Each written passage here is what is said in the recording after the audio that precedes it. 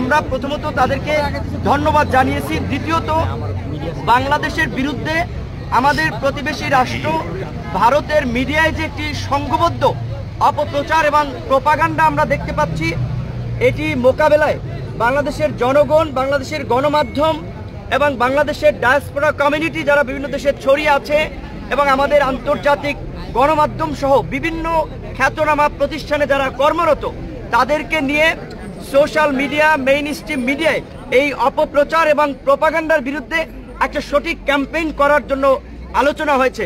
বাংলাদেশের আপনার উপ হাই কমিশনে আগরতলায় এবং কলকাতায় হামলা সহ পতাকায় আগুন দেওয়া এবং ভারতের বিভিন্ন রাজনৈতিক দলের নেতাদের বাংলাদেশ নিয়ে একের পর এক উস্কানিমূলক বক্তব্য, আমরা এটা ভারতের সরকারি অবস্থান কিনা সেটি জানার জন্য আলোচনা হয়েছে এবং সরকার এটি নিয়ে ভারতের সরকারের কাছে ব্যাখ্যা চাবে, সেটি আলোচনা হয়েছে। যদি ভারত আমাদের সাথে একটা বন্ধুত্বপূর্ণ সম্পর্ক এগিয়ে নিতে চায় সরকারের পক্ষ থেকে এবং বাংলাদেশের রাজনৈতিক দলগুলোর পক্ষ থেকে সেই অ্যাপ্রোচ হবে। যদি ভারত সে ধরনের অ্যাপ্রোচ না দেখায় তাহলে আবার বাংলাদেশের এই মুহূর্তে যারা মিত্র তাদেরকে সাথে নিয়েই বাংলাদেশ তার কর্মকৌশল ঠিক করবে।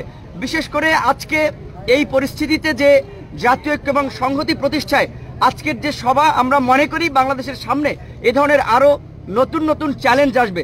সেই জায়গা থেকে গণ অধিকার পরিষদের পক্ষ থেকে একটি প্রস্তাবনা ছিল যে রাজনৈতিক দল সমূহের অংশীজনদেরকে নিয়ে আগামী 2 বছরের জন্য একটা জাতীয় সরকার করা এবং দেশে স্থিতিশীল পরিস্থিতি সৃষ্টি করায় 6 মাসের জন্য সব ধরনের সভা সমাবেশ নিষিদ্ধ করা এবং একই সাথে আজকে যেহেতু বাংলাদেশের বিভিন্ন রাজনৈতিক দল সমূহ একত্রিত হয়েছে এবং দেশের স্বার্থে এক এবং অভিন্নভাবে তারা কাজ করবে, তারই প্রতিফলন হিসেবে অল্প সময়ের মধ্যে জাতীয়ভাবে একটি সমন্বিত কর্মসূচি, সেটা হতে পারে জাতীয় পতাকা এবং সাথে শান্তির পতাকা, সাদা পতাকা নিয়ে কিংবা যে কোনো ধরনের কর্মসূচি, সেই সিদ্ধান্তটা সরকারের পক্ষ থেকে জানাবে, যেটি সরকার এবং রাজনৈতিক দল, জনগণ সকলে পালন করার মধ্যে দিয়ে বাংলাদেশের বর্তমান যে জাতীয় ঐক্য এবং সংহতি প্রতিষ্ঠিত হয়েছে, আমাদের বিরুদ্ধে যারা এই অপপ্রচার প্রোপাগান্ডা চালাচ্ছে কিংবা বাংলাদেশকে যারা ব্যর্থ অকার্যকর করার জন্য অপতৎপরতা চালিয়ে যাচ্ছে, তাদের বিরুদ্ধে যে বাংলাদেশ এবং বাংলাদেশের জনগণ এক, সেটি জানান দেওয়ার জন্যই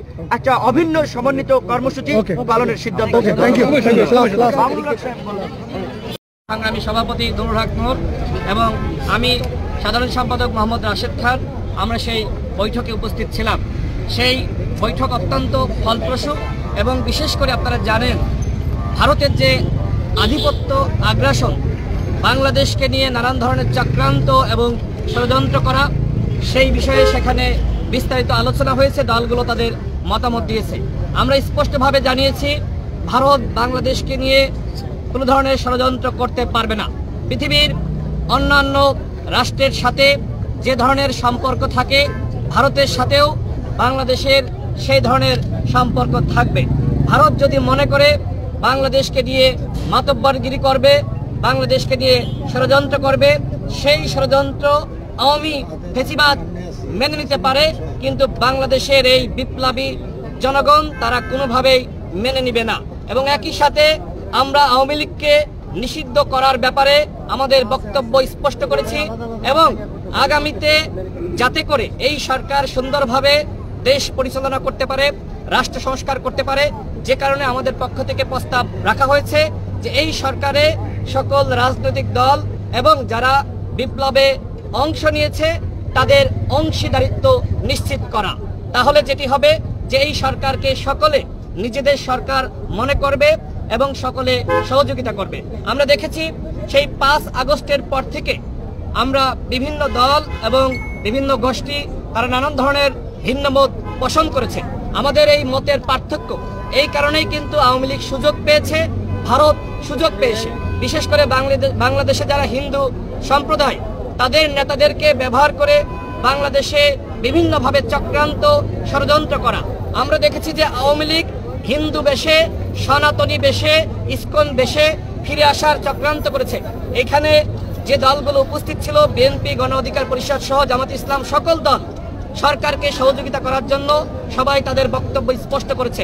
আমরা মনে করি বাংলাদেশের জনগণ আওয়ামী লীগ এবং একই সাথে ভারতের ব্যাপারে ঐক্যবদ্ধ ছিল, ঐক্যবদ্ধ থাকবে। ভারত বাংলাদেশকে নিয়ে আর কোনোদিন কোনোভাবেই ষড়যন্ত্র করতে পারবে না। আমাদের সংগ্রামী সভাপতি নুরুল হক নূর এ পর্যায়ে কথা বলবেন। ধন্যবাদ। আচ্ছা, আমাদের প্রতি যে মিথ্যাচার এসব বিষয়ে বাংলাদেশের অস্তিত্ব রক্ষার জন্য রাজনৈতিক দলগুলোর কাছে সহযোগিতা দেওয়ার জন্য আমাদের প্রধান উপদেষ্টা সাহেব আজকে রাজনৈতিক দলের সাথে আলোচনা করেছেন। রাজনৈতিক দলের নেতৃবৃন্দ এবং আমরা বিএনপির 5 জন এখানে উপস্থিত ছিলাম। আমাদের সকলেই একই ধরনের মন্তব্য যে আজকে বাংলাদেশের অস্তিত্ব রক্ষার জন্যে যেই বাংলাদেশ এই ডিসেম্বরে আমরা বিজয় লাভ করেছি, লাখো শহীদের রক্তের বিনিময়ে স্বাধীনতা সার্বভৌমত্বের জন্য, গণতন্ত্রের জন্য, অর্থনৈতিক মুক্তির জন্য এবং দেশের শান্তি শৃঙ্খলার জন্য আজকের এই বিজয় দিনে, বিজয় মাসে আমাদের সকলের প্রত্যয় যে বাংলাদেশে বর্তমানে যে সরকার রয়েছে, এই সরকার অন্তর্বর্তীকালীন সরকার, এই সরকার এদেশেও যে ছাত্র জনতার গণ অভ্যুত্থানের মাধ্যমে প্রতিষ্ঠিত হয়েছে, তাদের দায়িত্ব যে এ দেশে স্বাধীনতা সার্বভৌমত্ব রক্ষা করা, গণতন্ত্র প্রতিষ্ঠা করা এবং আমাদের দেশের বিরুদ্ধে যে পতিত সরকার আজকে বিদেশে গিয়ে ষড়যন্ত্র করছে এবং বিদেশে যে সকল দেশ সেই পতিত সরকারের, ফ্যাসিস্ট সরকারের সহযোগিতা করছে, তাদের বিরুদ্ধে সকলে কিন্তু ঐক্যমত প্রকাশ করেছে একটা বিভেদ সৃষ্টি এবং এই যে ষড়যন্ত্র হচ্ছে এটা বাংলাদেশের জনগণের মধ্যে বিভেদ সৃষ্টি করার জন্য অপচেষ্টা হচ্ছে। অতএব আমরা সরকারের সাথে ঐক্যমত প্রকাশ করেছি যে আমরা সকলে জনগণ যেমনিভাবে জুলাই আগস্টে ছাত্র জনতার গণ অভ্যুত্থানের মাধ্যমে এই ফ্যাসিস্ট সরকারকে বিদায় করা হয়েছে, তাদের এবং তাদেরকে যারা সহযোগিতা করছে, যাদের ষড়যন্ত্র সেইভাবে এদেশের ছাত্র সকলে মিলে এই ষড়যন্ত্রকে আমরা সকলে মোকাবেলা করব, এই প্রত্যাশা আমরা সকলে ব্যক্ত করছি। এবং মাননীয় প্রধান উপদেষ্টা বলেছেন জাতীয় ঐক্য সৃষ্টি করার জন্যে তিনি যথাযথ পদক্ষেপ গ্রহণ করবেন। আজকে রাজনৈতিক দলগুলো যারা আমরা উপস্থিত ছিলাম তারা সকলেই জাতীয় একটি ঐক্য প্রতিষ্ঠার জন্য আমরা একমত হয়েছি। নির্বাচন নিয়ে কিছু বলেছেন আপনারা? আমরা নির্বাচন সম্পর্কেও বলেছি যে এই সরকার ওয়াদাবদ্ধ যে জনগণের অধিকারকে ফিরিয়ে দেওয়ার, তাই আমরা বলেছি যে অতি দ্রুত সংস্কার সাধন করে নির্বাচনের জন্য একটি রোডম্যাপ